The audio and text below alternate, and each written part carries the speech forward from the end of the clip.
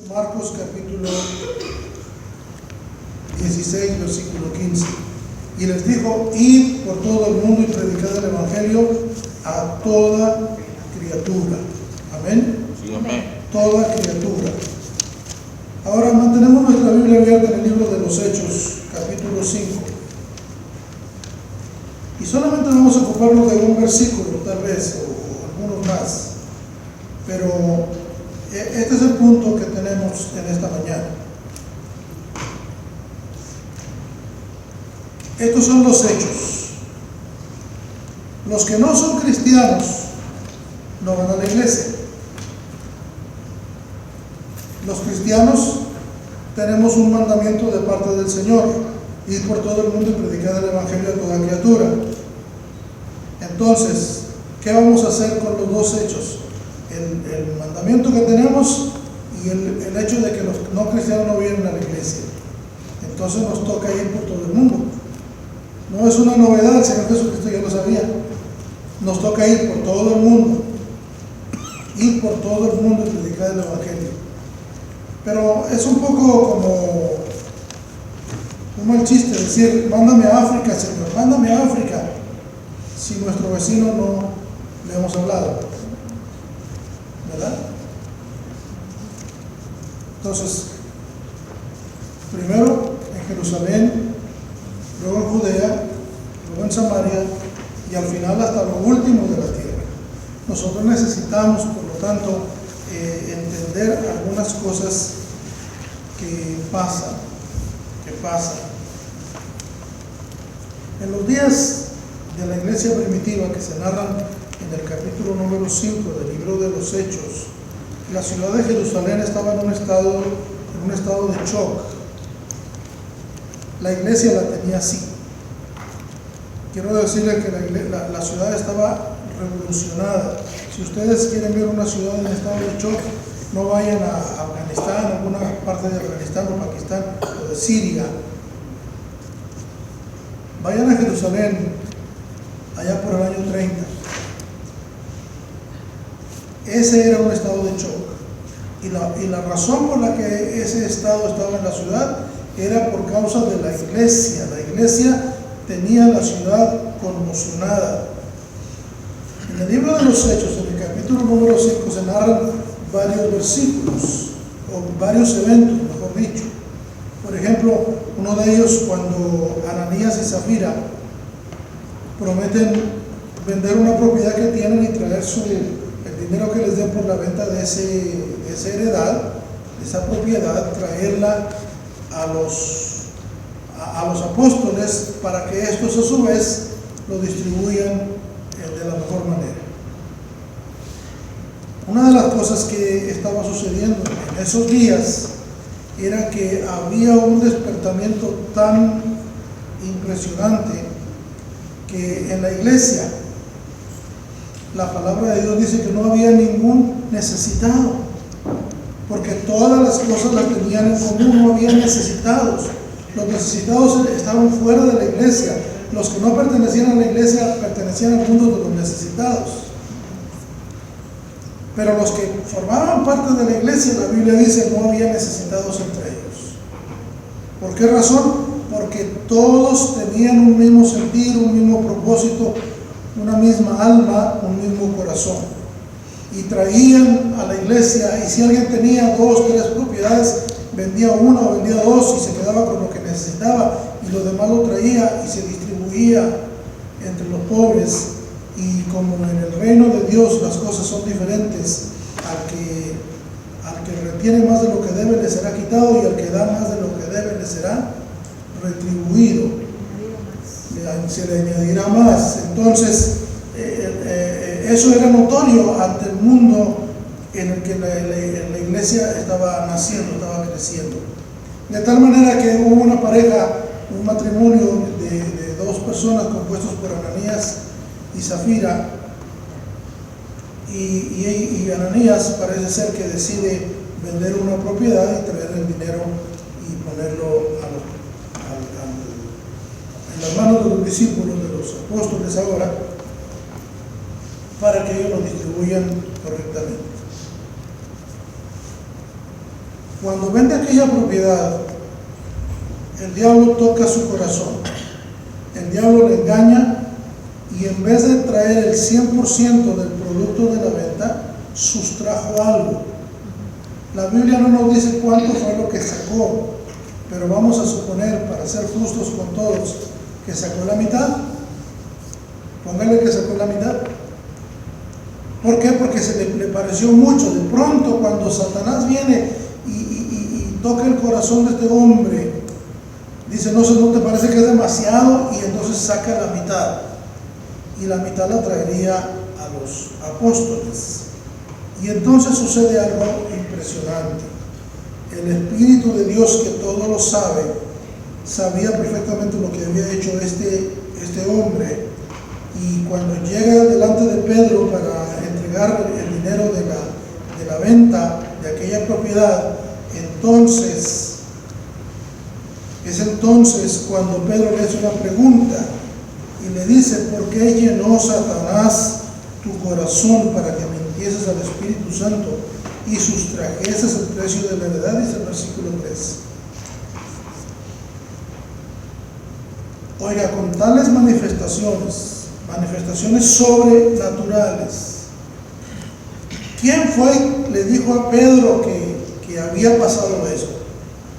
El Espíritu Santo. No hubo nadie que viniera y le trajera el chisme, fue el Espíritu Santo el que trajo la noticia. Ananías le quitó parte del dinero. Y entonces Pedro le hace este reclamo, le hace esta pregunta. Y el hombre, dice la palabra del Señor, que cayó muerto. Entonces, dice la Biblia, expiró, dice el versículo 5. Y de rato llega la esposa, y entonces Pedro le hace otra pregunta. Le dice, dime, dice el versículo 8, ¿vendiste en tanto la propiedad? Y ella dijo, sí. Y entonces vuelve otra vez Pedro a hacer otra pregunta, ¿por qué convinisteis? ¿Por qué te pusiste de acuerdo con tu marido para tentar al Señor, al Espíritu del Señor?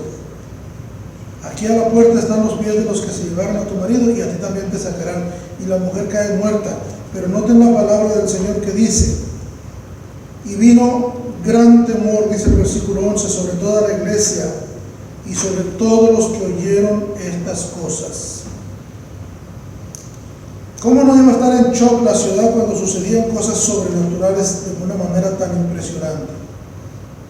¿Cómo no iba a estar en shock la ciudad cuando Juan y Pedro son encarcelados y después viene un ángel y los saca de la cárcel? ¿Cómo no iba a haber todas estas manifestaciones de asombro y en muchos casos se convertía en incredulidad y en otros casos se convertía en fe? La ciudad estaba totalmente en un estado de shock, porque grandes señales y prodigios se hacían con abundancia. Los enfermos sanaban, los muertos resucitaban, los pobres tenían alimento y las familias, en vez de desintegrarse, se integraban. Todo esto era producto del mover de Dios. También había juicio de Dios, como en el caso de aquellos que mencioné, Ananías y Zafira, como en el caso de Simón el mago, como en el caso del rey Herodes. Entonces, la ciudad realmente estaba convulsionada, y esto se debía a una sola razón: la iglesia. Pero la iglesia no era la iglesia como la tenemos hoy. En la mayoría de los casos, que la iglesia se congrega el domingo y hasta la que sigue. La iglesia se congregaba todos los días. Todos los días. Hechos 5:42. De hecho, ese es el proyecto de esta iglesia, es el proyecto de vida de esta iglesia. Hechos 5:42 dice: y todos los días en el templo y por las casas no cesaban de enseñar y predicar a Jesucristo. Si nosotros realmente queremos convulsionar nuestra familia, si queremos convulsionar nuestra cuadra, si queremos convulsionar nuestra colonia, si queremos convulsionar nuestra ciudad, entonces tenemos que ir y tomar el proyecto de Dios. Y todos los días en el templo y por las casas, en el templo y por las casas. A lo mejor ustedes pueden estar pensando, pero no tenemos tiempo, o no sé cómo, o no tengo la fuerza suficiente para hacerlo. Es posible que estén pensando así, pero yo les recomiendo que no piensen en términos humanos, piensen en los términos de Dios, el que les mandó a hacer esto, porque Él es el que nos lo manda. ¿No nos dará también el tiempo? ¿No nos dará también la sabiduría, la capacidad? ¿No nos dará también las fuerzas? ¿No nos dará también la gracia para hacerlo? Sí, pero nosotros necesitamos dedicarnos, necesitamos consagrarnos, necesitamos tomar en serio la palabra del Señor que dice: vayan por todo el mundo y prediquen el Evangelio a toda criatura. Ahora, el asunto no es tan complicado como parece, porque si hubiera escasa gente que no conoce de la palabra de Dios, que no la ha oído, entonces sería un poco difícil. Pero la realidad es que la mayoría de la gente, la gran mayoría de la gente, no conoce, no ha oído, y si han oído no han entendido, y nosotros necesitamos hacerles que entiendan. Nosotros necesitamos decirle al Señor: dame la sabiduría, Dios, dame la capacidad para que yo pueda ir y explicarles el Evangelio, explicarles de una manera simple, pero que ellos puedan entender. Ahora, ¿dónde está la gente? Bueno, les voy a mencionar algunos lugares donde la gente va. La gente va al mall o a los centros comerciales. La gente va a las farmacias. La gente va a los hospitales. La gente va a las tiendas a comprar comestibles. La gente va a los estadios de fútbol. ¿A dónde más va la gente? A las escuelas. A los trabajos. A los trabajos. La gente anda por las carreteras, por los caminos, por las calles. Entonces nosotros necesitamos adquirir la pasión de Jesús, adquirirla para nosotros, llenarnos de esa pasión, decirle: Señor, dame la pasión tuya, así como tú dejaste tu trono, déjame, Señor, o ayúdame para que yo deje mi trono, es decir, mi zona de confort, mi zona confortable, para que yo vaya y le hable.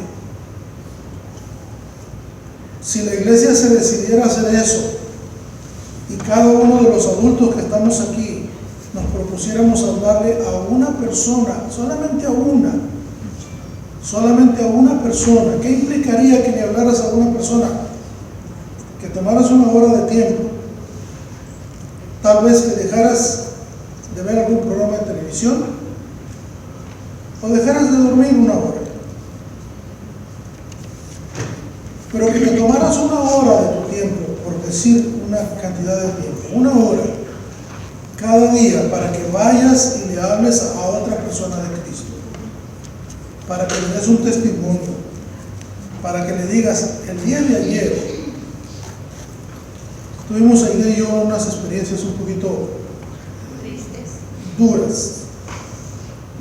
Una persona viene y nos habla de un caso de una persona que vio el Evangelio, y el Evangelio como que la catapultó de una manera en la que la persona llegó a creer que era superior a todos los demás, como si fuera un rey, donde su palabra era la última palabra, donde todos debían someterse a lo que la palabra de él decía. Y cuando alguien se atrevía a poner en duda la palabra o a desobedecer, entonces se vuelve un energúmeno. Necesitamos con urgencia que la gente entienda la palabra del Señor, pero la palabra correcta. Necesitamos que la gente que entiende madure. ¿Saben ustedes lo que es la madurez? O lo que es la inmadurez, la falta de madurez. Bueno, miren, cuando nosotros tenemos falta de madurez, no estamos buenos para nada. Pero cuando tenemos la madurez necesaria, entonces nosotros estamos listos para muchas cosas. Necesitamos que la gente madure, necesitamos que el que oye la palabra una vez la siga oyendo hasta que madure, hasta que crezca, hasta que pueda valerse por sí mismo. Toma tiempo, pero no importa el tiempo es de Dios. Pero si tú le dedicas un poco de tu tiempo para que esa persona madure, entonces esa persona será una persona bendecida, pero tú serás más bendecido. Así que necesitamos dedicar un poco de tiempo para ir o a las cárceles, o a los hospitales, o a las escuelas, o a los centros comerciales, o a las calles, o a cualquier lugar donde la gente se encuentre, los mercados, ir y hablarles la palabra de Dios, hablarles la palabra del Señor. Tienes que prepararte para eso, tienes que tener un plan para poder hacerlo, porque la gente anda de carrera, la gente anda pensando en sus cosas y tú tienes que tomar unos minutos tal vez, pero en esos minutos deberán ser suficientes para que tú le hables de la palabra del Señor y le des tu testimonio. Lo que la iglesia primitiva hacía era que se reunían, adoraban juntos, bendecían al Señor, recibían la palabra del Señor y al otro día ya estaban haciendo algo con esa palabra, ya estaban enseñando a otra persona, ya le estaban diciendo a otra. Miren, yo me fijo en una cosa: cuando algo nos gusta, no le andamos platicando a todo el mundo lo que nos gustó. Figúrate que vas a comer a un buen restaurante y te gustó la comida, te gustó la atención, te gustó el precio, todo te gustó, saliste contento o contenta de ese restaurante porque te gustó la atención que te dieron, el plato que te sirvieron valía la pena y el precio, wow. Y entonces cuando se trata de que otra persona dice, ay, quiero ir a comer pero no sé a dónde, mira, ve a tal lugar, y uno le pone hasta florecitas al lugar, uno le dice, mira, te van a servir bien, los meseros son muy atentos, los baños están muy limpios, el ambiente está muy bueno y el precio es lo mejor, y el platillo está bueno. ¿Por qué no podemos hacer eso por Cristo? ¿Por qué no, cuando estamos oyendo que una persona se está quejando de algo, por qué no le decimos, mira, ¿sabes una cosa? Conozco a alguien que te puede ayudar. Su nombre es Jesús. Y Él es el Hijo de Dios y vino a morir por tus pecados y por los míos. Y vino para resolver tus problemas, tus necesidades, así como lo está haciendo ahorita conmigo. Como lo hizo conmigo, lo puede hacer contigo también. Y si tú necesitas más información, mira, ¿sabes qué? Búscame, aquí está mi teléfono, aquí está mi dirección y yo me reúno en tal parte, en tal iglesia. Pero platícalo con emoción, no platícalo como que la estás llevando al infierno, porque la iglesia no es una sucursal del infierno, la iglesia no es el lugar de tormento para la gente. Ese es el cuadro que les han pintado, esa es la idea que les han sembrado, que la iglesia es la antesala del infierno, en vez de ser la antesala del cielo, es la antesala del infierno, y que aquí lo que hacemos es atormentar gente. Bueno, aquí no queremos atormentar gente, aquí queremos que la gente se sienta bien, queremos que la gente escuche la palabra de Dios, queremos que la gente comprenda y crezca, queremos que la gente madure y queremos asegurarle a la gente que se vaya al cielo cuando salga de esta tierra. Así que necesitamos salir allá afuera y decirle a la gente que en el nombre de Jesucristo hay perdón de pecados. A veces a la gente lo que la atormenta son sus pecados, los pecados que ha cometido. Toda la historia, la larga historia, toda la lista larga que tiene de pecados que no saben qué hacer con ellos. Y entonces nosotros sí sabemos qué se hace con los pecados. Se traen a los pies de Jesús y Él los perdona. Y Él nos limpia. Y la sangre de Cristo tiene poder para limpiarnos de todo pecado.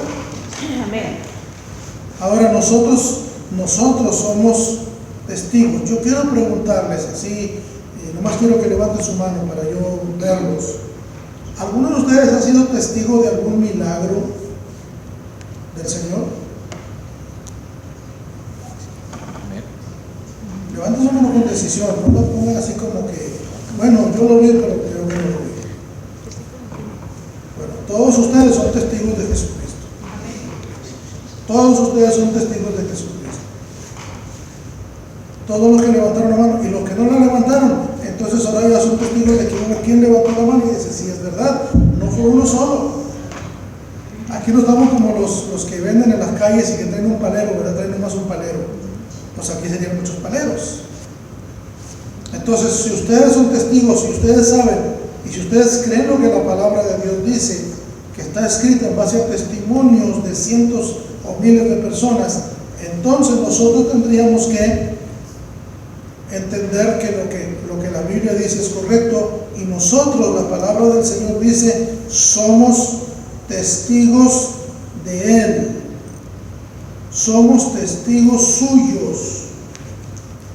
Nosotros somos testigos del Señor. Somos testigos de Jesús. Amén. Sí. Eso es lo que nos toca hacer a nosotros, testigos de Jesús. Por lo tanto, entonces, si somos testigos, lo que tenemos que hacer es dar testimonio. ¿Ven? Tenemos que dar testimonio. Así que yo les invito a que preparemos nuestro corazón para dar testimonio tan pronto la oportunidad se presente. Tan pronto se presente. Si se presenta hoy mismo ya debes estar dando testimonio. Ay, es que no puedo, no se puede, es mucho. ¿Sabes una cosa? Sí se puede. Y la prueba te la voy a dar. Tú estás aquí porque alguien te dio testimonio. Son 2000 años de testimonio. Son 2000 años de gente salvándose. Son 2000 años de gente convirtiéndose. Son 2000 años de gente que está transformando su vida, que la está cambiando. Son 2000 años, pero sabes una cosa, no ha sido suficiente. En 2000 años no se ha logrado gran cosa. Necesitamos que en lo que nos quede de tiempo, en lo que el Señor viene otra vez por su iglesia, no sabemos cuándo va a ser, pero el tiempo que nos quede, trabajar duro, con ahínco, con responsabilidad, con dedicación, trabajar y buscar cómo agradar al Señor y cómo hacer que cuantas más personas se pueda vengan al conocimiento de Cristo Jesús. Sí, amén. Mira, cuando los días de la iglesia primitiva, que la ciudad de Jerusalén estaba convulsionada, había algunas corrientes de pensamiento. Una corriente decía, estas son cosas de Dios. Pero otra corriente de pensamiento muy fuerte también decía, esto no es de Dios. De hecho, algunos llegaron a acusar a Cristo Jesús que Él echaba fuera los demonios por Belcebú. Es decir, que Jesús estaba asociado con el diablo, que era un mensajero del diablo.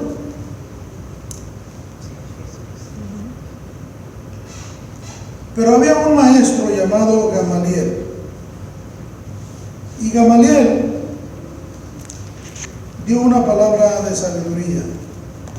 Dijo, déjenlos en paz. Si el asunto no es de Dios, se desvanecerá. Ojo, ya tenemos 2000 años. Si el asunto no es de Dios, se desvanecerá. Pero si el asunto es de Dios, entonces prevalecerá. Tengan cuidado, no sea que ustedes sean hallados luchando contra Dios. Ese es para nosotros el punto. O juntamos o desparramamos. O damos vida o damos muerte. O hacemos que una persona tenga vida en abundancia o hacemos que una persona viva miserablemente. Qué gran responsabilidad está sobre nuestros hombros, sobre nuestra vida. Somos nosotros, el Señor pedirá cuenta. Y yo no quiero llegar al día del juicio y que el Señor me diga, muéstrame tus manos.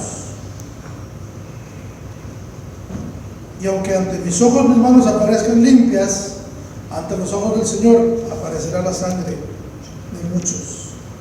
Porque dice, cuando yo le diga al impío morirá, si tú no le dices, el impío morirá por su pecado, pero tú llevarás sobre tus manos la sangre de él, porque no le dijiste que hay perdón para todos, que hay sanidad para todos, que hay bendición para todos. Sí, amén. Entonces se dan cuenta de que si nosotros, los que somos cristianos, los que servimos al Señor, los que buscamos las cosas de Dios, podemos ser hallados luchando contra Dios. Bueno, ¿cuántos de ustedes van a ponerse las pilas en este año 2016? Sí, amén. Y van a decir, yo lo voy a hacer. Yo no sé cuántos se van a convertir, pero yo lo voy a hacer.